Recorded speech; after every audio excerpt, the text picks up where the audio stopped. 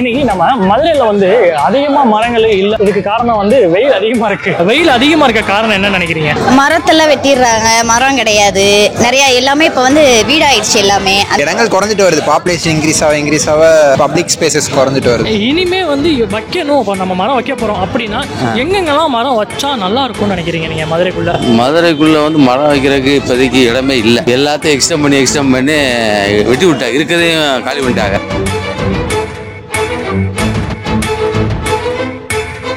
ஒரு சிட்டிங்கிறப்ப குறிப்பிட்ட அளவு கிரீன் கவர் இருக்கணும். சஸ்டைனபிளா இருக்கும் அங்கே வாழ்றதுக்கு. இல்லைன்னா எல்லாரும் ஏர் கண்டிஷனர் யூஸ் பண்ணிட்டு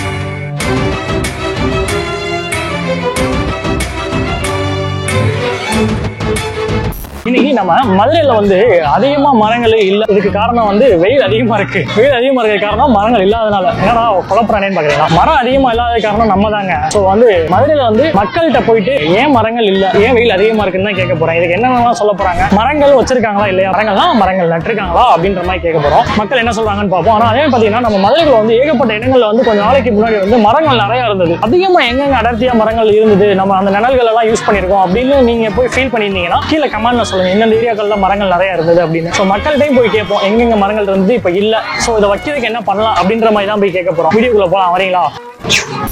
ஹாய். ஹாய். எப்படி இருக்கீங்க? நல்லா இருக்கேன். மதுரையில வெயில் எப்படி இருக்கு? நல்லா போட்டு எடுக்குது. மதுரை ரொம்ப கொளுத்துதுன்னு என்ன சமாளிக்கவே முடியல. வெயில் அதிகமா இருக்க காரணம் என்ன நினைக்கிறீங்க? மரத்தெல்லாம் வெட்டிடுறாங்க, மரம் கிடையாது.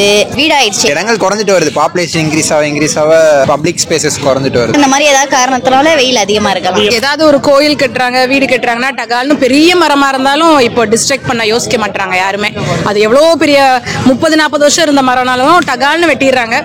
கொஞ்சம் நம்ம ஆல்டர் பண்ணி அலோவன்ஸ் கொடுத்து நம்ம கெட்ட முடியுமான்னு லைட்டா எல்லாரும் திங்க் பண்ணாவே போதும். ஒரு ப்ரொவிஷன்சி கிடைக்கும்னு நான் நினைக்கிறேன். இப்போ இவ்வளோ டெஸ்ட்ராய் பண்றாங்கன்னா அதுல ஒரு 20-30% குறையலாம். அவங்ககிட்ட இருந்து தப்பிச்சிரும் அப்படின்றீங்க?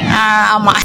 முடிஞ்ச அளவு மரங்கள் ஃபாரஸ்ட் கவர்லாம் இருக்க அந்த ஏரியாவோட டெம்பரேச்சர் குறையும். ஸோ ஒரு சிட்டிங்கிறப்ப குறிப்பிட்ட அளவு கிரீன் கவர் இருக்கணும். சஸ்டைனபிளா இருக்கும் அங்கே வாழ்றதுக்கு. இல்லைன்னா எல்லாரும் ஏர் கண்டிஷனர் யூஸ் பண்ணிட்டு எனர்ஜியும் ரொம்ப கன்சியூம் பண்ணிட்டு எக்கோ ஃப்ரெண்ட்லி கிடையாது. ஆனால் மரங்கள் இருக்கிறது தேவைதான். ஸோ சிட்டி பிளான் பண்றப்பே, புது ஏரியா டெவலப் பண்றப்பே மரங்களுக்கான இடங்கள் விட்டு கட்டுறது அது முக்கியம். மெயின் அந்த மரம். நீங்க சைல்ட்ஹுட்டா இருக்கும்போது நம்ம மதுரைக்குள்ள எங்கெங்க அதிகமா மரங்கள் இருந்தது, இப்போ வரைக்கும் இருக்குடா அப்படின்னு சொல்லலாம்? இப்ப வரைக்கும் இருக்கு அப்படின்னு சொல்ற மாதிரி எதுவும் இல்லை. இல்லனே அப்படி இல்ல. முதல்ல நம்ம குழந்தையா இருக்கும்போது நிறைய இடத்துல இருந்தது. இப்ப எல்லாமே அது இதாயிடுச்சு. முதல்ல எங்க பார்த்தாலும் வெறும் மரமா தான் இருக்கும். இப்ப எல்லாமே இந்த ரோட கொஞ்சம் அகலப்படுத்துறாங்க அப்படின்னு அந்த மாதிரி கட் பண்ணிடுறாங்க. மதுரை அதிகமா இருந்த இடம் காந்தி மியூசியம் பக்கத்துல இருக்கு. ஏர்போர்ட் ரோட்ல இருந்தது, ராமேஸ்வரம் ரோட்ல இருக்கு. சொல்லிக்கிற அளவுக்கு இப்ப இல்ல. இது போக அளவு ரோட்ல நிறைய இருந்தது, இப்ப பூரா எடுத்துட்டாங்க. நிறைய இடங்கள் இருக்கு, இருந்தது, இப்ப இல்ல. இனிமே வைக்கணும். இப்ப நம்ம மரம் வைக்க போறோம் அப்படின்னா எங்கெங்கெல்லாம் மரம் வச்சா நல்லா இருக்கும்னு நினைக்கிறீங்க நீங்க? மதுரைக்குள்ள மரம் வைக்கிறதுக்கு இப்போதைக்கு இடமே இல்லை. எல்லாத்தையும் எக்ஸ்டெண்ட் பண்ணி வெட்டி விட்டாங்க. இருக்கிறதையும் காலி பண்ணிட்டாங்க. திரும்ப வைக்கிறோம்னா இப்ப இருக்க இடங்கள்ல கொஞ்சம் பழையபடி வைக்கணும். அதை அரசாங்கம் தான் செய்யணும். மக்களால அது போய் வச்சோம்னாலும் இப்ப போய் பிரச்சனை தான். அதனால கவர்மெண்ட் என்ன செய்யுதோ அது நல்லா இருக்கும். நீங்க எனக்கா மரம் வச்சிருக்கீங்களானே? நம்ம வச்சிருக்கோம். கோயில் எல்லாம் ஊர்ல வச்சிருக்கோம். அது நல்லா வளர்ந்துட்டு வந்திருக்கு. இதை வைக்கிறதுக்கு நம்ம முழு சப்போர்ட் பண்ணலாம். இப்ப பெங்களூர் போயிருக்கீங்களா? அங்கெல்லாம் பெங்களூர் இன்னும் 2-3 சிட்டிஸ் எல்லாம் பாத்தீங்கன்னா எவ்வளவு பில்டிங் இருக்கோ அவ்வளவு மரங்கள் அதிகமா இருக்கும். சோ அந்த மாதிரி மதுரையில இருக்கணும்னு ஆசைப்படுறோம் நாங்க எல்லாரும். சோ அந்த மாதிரி இருந்தா எங்கெங்க மரம் வைக்கலாம் நினைக்கிறீங்க நீங்க? ஃபர்ஸ்ட் எல்லாரோட வீட்லயுமே வைக்கலாம் இல்லனே. அப்படினா ரோட்ல வைக்கலாம். அந்த மாதிரி வச்சு தண்ணி ஊத்துறதா இருந்தா அப்படி வைக்கலாம். அந்த மாதிரி பண்ணலாம். பார்க் இந்த மாதிரி கொஞ்சம் இந்த மாதிரி இடத்துல நிறைய வைக்கலாம். பஸ் ஸ்டாப்ல வைக்கலாம். எல்லா பஸ் ஸ்டாப்லயும் அப்படி வைக்கலாம். ஏன்னா ஃபர்ஸ்ட் இருந்ததை ஃபுல்லும் கட் பண்ணிட்டாங்கல்ல. கட் பண்ணிட்டு இப்ப அது பஸ் ஸ்டாப் ஆக்கிட்டாங்க. அங்க எல்லாம் வைக்கலாம். இப்போ எதுக்கும் டிஸ்டர்ப் இல்லாம அதை மெயின்டைன் பண்ணலாம். அப்படி வைக்கலாம். ஊரை கம்பேர் பண்ணும்போது மதுரைக்கும் அந்த கிரீனிஷ்க்கும் ரொம்ப கம்மியா இருக்கா? ஆமாண்ணே, ரொம்ப கம்மியா இருக்குல்ல மதுரைக்கு. நீங்க என்னைக்காவது மதுரையில இருக்கும்போது ஃபீல் பண்ணிருக்கீங்களா மரம் இல்லையே அப்படின்னு? அந்த மாதிரி நினைச்சிருக்கேன். ஏன்னா எங்க வீட்டு பக்கமே மரம் இருந்துச்சு. நாங்களே அதை வெட்டிட்டு வீடு ஆக்கிட்டோமே. அப்ப நினைச்சிருக்கேன், ஆமா நம்ம வீட்டுல இருந்த மரத்தை வெட்டிட்டோமே அப்படின்னு அப்ப நான் ஃபீல் பண்ணிருக்கேன். நீங்க என்னைக்கா மரம் வச்சிருக்கீங்களா? பிளான் பண்ணுவோம். அப்பாவோட ஃபர்ஸ்ட் டெத் ஆனிவர்சரிக்கு நிறைய பிளான்ஸ் மரச்செடி கொடுத்தோம். இப்போ 3-4 இயர்ஸ் ஆயிருச்சு. நிறைய இது பாதி ஃபிக், நார்த்தங்காய் மரம், மகிழம்பூ, அந்த மாதிரி நிறைய மரம் கொடுத்தோம். நிறைய எல்லாருக்குமே கொடுத்தோம். அது அடிக்கடி அந்த மாதிரி யாருக்காவது கிஃப்ட், பர்த்டே கிஃப்ட் பண்ணோம்னா நிஜமாவே இந்த மாதிரி நேச்சுரலா we can go for it. நல்ல ஐடியா. பர்த்டே கிஃப்ட் கொடுக்கும்போது இந்த மாதிரி கொடுத்தோம்னா சின்ன பிள்ளைங்களுக்கு மோஸ்ட்லி இந்த செடியை நீ நல்லா வளர்த்து இதுல வர பூவை சாமிக்கு வை அப்படின்னு சொல்லி நம்ம கிஃப்ட் பண்ணலாம். சின்ன பிள்ளைங்களுக்கு பர்த்டே கிஃப்டா ட்ரீஸ் கொடுக்கலாம். பிளான் பண்ண சொல்லி. நைஸ், நல்ல ஐடியா. நான் ஃபாலோ பண்ணிக்கிறேன். சரி. உங்களுக்கு விவரம் தெரிஞ்சது நமக்கு வந்து ஒரு 10 இயர்ஸ்ல விவரம் தெரிய ஆரம்பிச்சிருக்கும். ஸோ அந்த டைம்ல நீங்க பார்த்துருப்பீங்க சிட்டிஸ்ல எவ்வளோ இதெல்லாம் இருந்துச்சு, இப்போ எவ்வளோ சேஞ்சிங் இருக்கு. ஸோ அந்த டைம்ல நீங்க வந்து வெளியில் அதிகமாக போய் விளையாட போயிருப்பீங்க. இந்த மாதிரி பிளேஸ்லாம் தேடி போயிருக்கீங்க, கிரவுண்டு அந்த மாதிரி இடத்துல அப்போ நீங்க போன இடங்கள்லாம் இன்னும் அந்த மாதிரி நிழலோட இருக்கா? இல்லை, கிரவுண்டே மேக்ஸிமம் எல்லாம் புது அபார்ட்மெண்ட் அந்த மாதிரி வந்துருது. இடங்கள் குறைஞ்சிட்டு வருது, பாப்புலேஷன் இன்க்ரீஸ் ஆக பப்ளிக் ஸ்பேசஸ் குறைஞ்சிட்டு வருது. சிட்டிக்குள்ள மரம் வைக்கணும் அப்படின்னா என்னென்ன மாதிரி பிளேஸ்லாம் மரத்தை ஆட் பண்ணலாம், எங்கெங்க வைக்கலாம்? ரோட்டோரமா முடிஞ்ச அளவு எல்லா தெருக்கள்லையும் இருக்கணும். ஸோ அதுக்கான ஸ்பேசஸ் ஒதுக்கப்படணும். இப்போ வந்து உங்களுக்கு நான் ஒரு மரக்கன்று கொடுக்குறேன், அதை கொண்டு போய் நீங்க எங்க வைப்பீங்க? நான் எங்க ஊர்ல தான் வைக்கிறோம். Okay, super.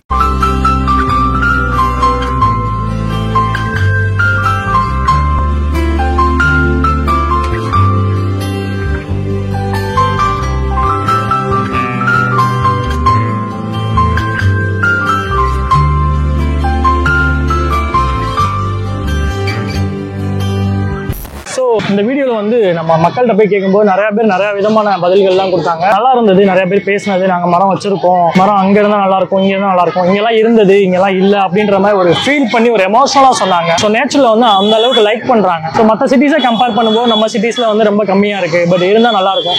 எங்கெங்க இருந்தா நல்லா இருக்கும், எங்கெங்க மரம்லாம் வைக்கலாம் அப்படின்ற மாதிரி நீங்க ஏதாவது யோசிச்சீங்கன்னா கீழே கமெண்ட் பண்ணுங்க. அதே மாதிரி நீங்க இது வரைக்கும் மரம் ஒரு தடவை கூட எங்கேயும் போய் நான் நட்டது இல்லை அப்படின்னா கண்டிப்பா இனிமே ஒரு 1 இயருக்கு 1 வச்சா கூட ஓகே தான், இல்லை உங்க சாய்ஸ். இந்த மாதிரி நிறைய வைக்க ட்ரை பண்ணுங்க, நிறைய பேருக்கு சொல்லுங்க மரம் வைக்க சொல்லி. இந்த மாதிரி டிஃப்ரெண்டான வீடியோ பார்க்குறதுக்கு நம்மளோட லெட்ஸ் சேனலை வந்து லைக் பண்ணுங்க, ஷேர் பண்ணுங்க, கமெண்ட் பண்ணுங்க, மறக்காம சப்ஸ்கிரைப் பண்ணிடுங்க. ஓகேவா? Okay, thank you. கிராமத்தில் இருந்தோம், அங்கே வருமானங்கள் பிள்ளை குட்டிகள் காப்பாற்ற முடியாமல் தான் எல்லாம் கூட்டிகிட்டு டவுனுக்கு வந்தோம்.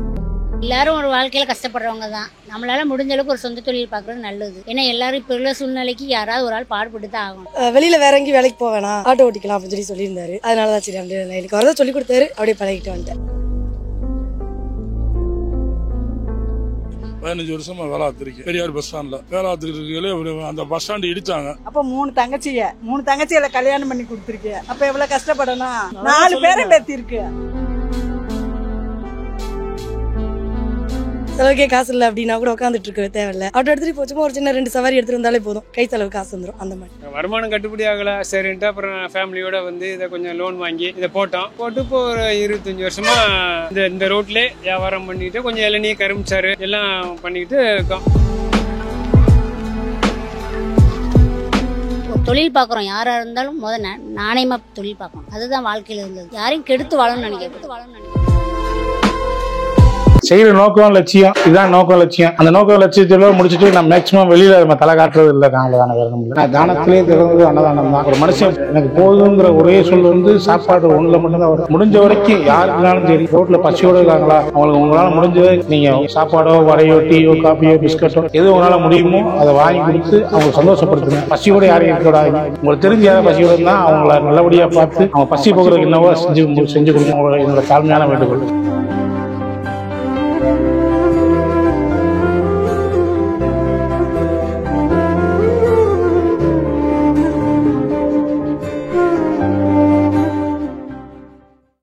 ஸோ ஒரு வழியாக இவங்ககிட்ட வந்து நிறையா விஷயங்கள் கேட்டு நிறையா கற்றுக்கிட்டேன் நான் அப்படின்னு சொல்லலாம். உங்களோட கான்செப்டே வந்து யாருமே பசியோடு இருக்கக்கூடாது, போதும்னு சொல்கிற ஒரே விஷயம் வந்து நம்ம சாப்பாடு மட்டும்தான் மக்கள்கிட்ட இருந்து அப்படின்னு நினச்சி இவங்க வந்து ஆரம்பித்தது வந்து ஒரு நார்மலாக ஒரு வேலை. ஆனால் இவங்களுக்கு வந்து ஒரு வேலை ஒருத்தவங்க கொடுத்துருக்காங்க. அவங்க எப்படி பார்த்தீங்கன்னா வெளியில் இருக்கவங்க வந்து யாருமே பசியோடு இருக்கக்கூடாது, அதே மாதிரி நிறையா விஷயங்கள் அவங்க வந்து ஹெல்பிங் மைண்டாக நிறையா பண்ணிட்டு இருக்காங்க. அவங்ககிட்ட இருந்து அவங்க ரோல் மாடலாக வச்சு இவங்க ஒரு விஷயம் கற்றுக்கிட்டு நான் இதெல்லாம் பண்ணுறேன், என்னால் முடிஞ்ச நான் பண்ணி கொடுப்பேன் அப்படின்னு சொல்லிட்டு ரோட் சைட் பீப்புளுக்கு வந்து ரெடி பண்ணி கொடுத்தாங்க. இவங்க கொடுக்குற மக்கள் கொடுக்குற காசை வச்சு ரெடி பண்ணி கொடுத்து அவங்க ரோட்ல இருக்கவங்களுக்கு எல்லாம் கொடுத்து அது போக அது ஃப்ரெண்டு மூலியமா ரெஃபர்மெண்ட்ஸ் மூலியமா பழகி இப்போ ஓரளவுக்கு ஒரு க்ரோத் ஆடியன்ஸை உருவாக்கி கஸ்டமர்ஸை உருவாக்கி அவங்க எல்லாமே வரவங்க எல்லாம் இவங்களுக்கு ரெடி பண்ண சொல்லி இவங்க வந்து ஃபுல் அண்ட் ஃபுல் ஹோமுக்கு மட்டுமே வந்து ஒரு கேட்டரிங் சர்வீஸா வச்சு நடத்திக்கிட்டு இருக்காங்க. ஸோ இது வந்து ஒரு நல்ல ஒரு விஷயமா இருக்கு நாம இன்னைக்கு கத்துக்கிட்டது. இந்த மாதிரி நீங்களும் நிறைய பேருக்கு பண்ணணும்னு நான் நினைக்கிறேன். நானும் ஃபியூச்சர்ல கண்டிப்பா அதெல்லாம் பண்ணுவேன், என்னாலே முடியும். எங்க டீம் சார்பாகவும் நிறைய பண்ணுவோம் எல்லாருக்குமே.